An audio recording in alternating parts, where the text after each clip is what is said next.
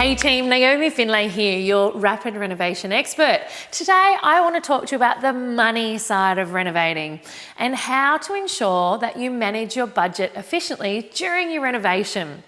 If you're already at pick up tools and go stage, then you'd have a pretty detailed budget in place already. But if you don't have a budget set out, please don't jump the gun and get in and start knocking down walls without having one in place. Instead, you first need to look at exactly what your renovation costs are going to be. So once you've got your budget all worked out, how are you going to filter in any changes? What if it turns out that you need to replace some old piping because they're rusted? Or perhaps you decide to extend the splashback all the way to the ceiling. Where's that money going to come from? How are you going to fit that in with the rest of your budget? All of these questions you might actually come across when you get further and further into your renovation project. So, you have to know how to stick to your budget, but at the exact same time, be flexible and go with the flow. How do you do that? Your budget is core to all of your renovation goals being met. And so it's essential that you master that technique. Now, the amount of money that you have to play with will determine the sort of renovation that you're going to be able to do. If you overstretch your budget, there's a chance that you're going to end up eating into your profits that you've calculated, which is not a winner. On the other hand, if you understretch it, then you might end up with, like, for example, a pizza with no topping. You might end up with a pizza with no topping when your customers or your target market actually want a super supreme with extra sauce and cheese. So here's an example. It turns out on your kitchen, for example, that the splashback tiles are going to cost $1,000 more than you'd originally set aside. I say that's bad planning, but either way, what are you going to do? Are you going to replace them with a more affordable alternative, or are you going to find some extra cash and bite the bullet? My suggestion in this situation is actually looking for a more affordable tile that doesn't jeopardize your overall look. Because remember, if you've decided on a look and you know that your target market wants that and you're aiming to deliver it, by taking the cheese off that pizza, by removing one of those elements, you could actually jeopardize your overall profit. But if you choose that you want to go with those original tiles and you want to spend that extra money out of your budget, then you need to work out where that's going to come from. You need to be able to, in a fluid motion, review and alter your overall budget to make it work. So how do you find that middle ground? Great question. That's why I have 3 steps to keeping my budget in check, and I want to share them with you today. I use these 3 steps to keep my budget under wraps when I'm renovating. Now, the first thing is breaking down your costs. So, realistically, there's a real lot of categories and a real lot of elements that cost money when you're renovating. So it can be really easy to get overwhelmed with a bunch of numbers, especially when there's a pile of zeros at the end of them. So what I suggest you do, rather than losing yourself in the numbers, is break it down into the big jobs. And then each of those big jobs, break them down into individual steps within it and budget each of those steps accordingly. So let's have a look at the category of demolition. It's a huge category, and some people may say that the numbers next to it can be a bit intimidating.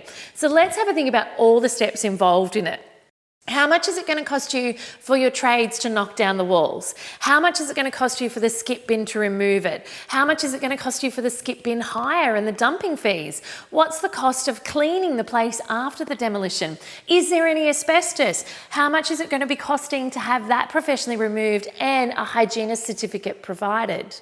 So working out all of these little steps, you can see that you can better gauge the cost, and you can also better track the cost at each and every one of those steps as you're progressing through your renovation.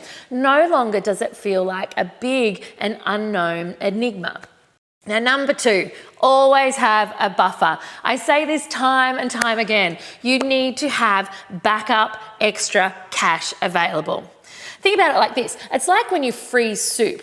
If you pour too much into that jar and you put it in the freezer, without doubt that container will explode and it'll be a nice mess in your freezer. Don't make that same mistake of squeezing everything into one of these renovations and you think your budget can handle it and you leave yourself no breathing room and you burst your budget. Sometimes things just happen that are beyond your control on a renovation site. And no matter how much you prepare, no matter how much research you do, no matter how many hours you spent going over that budget in detail and making sure everything went according to your plan, maybe a recent heavy rain has found an old tiny leak in the roof. Or maybe a random storm has broken a window. This is nothing that you could have planned for, and you can't just turn a blind eye to these things. So rather than ripping your hair out and being super distressed about your original budget being blown out of the water, prepare for those unknowns. Renovate with a buffer, a minimum of 15% of your total project costs. So when these unexpected things happen, you can play cool because you have a buffer that you can utilize to make sure everything goes well. Number 3, double, triple check your budget. The third step is all about monitoring skills. Unfortunately, budget, it's not a slow cooker. You can't put it on and then set and forget. Because you've written it down on paper, it doesn't mean that it's set in stone and that it's going to pan out exactly like that in real life. Instead, I want you to think about your budget like a baby. It needs constant care and attention during the renovation process. So it's all well and good to have a budget, but you need to, 1, stick to it, and you need to know what's happening in it. At worst case scenario, week by week on site. But I tell you what, a lot can happen and you can spend a lot of money on a renovation site in 1 week. So in the heat of things, I recommend you attend to your budget day by day, making sure that you have everything from council fees, tip fees, trade fees, loan repayments, absolutely everything included in there. And then that way, what you can do is you can make sure using something as simple as a spreadsheet, or you can have a look at the amazing Rapid Renovation Mate that's available to you all. You can track what you'd planned on the expense being, exactly what the expense was, and actually analyze at the same time why the variation is. Number 1, it can help you track your trades, track your spend. It can also help you learn a lot more about your renovation process and where you can tighten that up. Now, let's face it, you're all looking to renovate to create wealth. And so one of the things that's going to help you unbelievably in doing that is having a great idea and a great set of procedures and a great process around managing your budget. And all of these things are absolutely essential ingredients in making sure that you come in on time and on budget every single time. Thanks for joining me. Did you know I wrote a book all about renovating to create wealth and freedom in your life? I've added the link below in the description for you. Enjoy.